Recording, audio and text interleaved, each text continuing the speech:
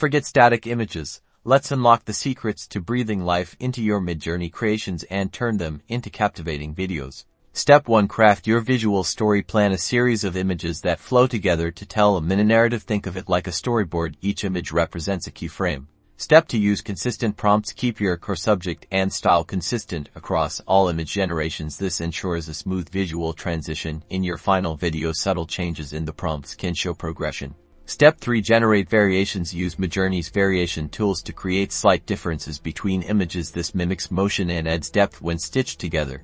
Step 4. Video editing software. Export your images and import them into video editing software like Adobe Premiere Rush, iMovie, or even free online options. Step 5. Sequencing and transitions. Arrange your images in the desired order and add subtle transitions like crossfades or wipes to create a smooth flow. Keep each image on screen for a very short amount of time, like a second or less. Step 6. Export. Export your video in a common format like MP4. Experiment with different resolutions and frame rates to find what works best for your project. Remember, higher resolution and frame rates increase file size. While Midjourney doesn't directly create videos yet, these techniques allow you to create engaging short videos by combining its stunning visuals. Get creative, experiment, and share your Midjourney video masterpieces.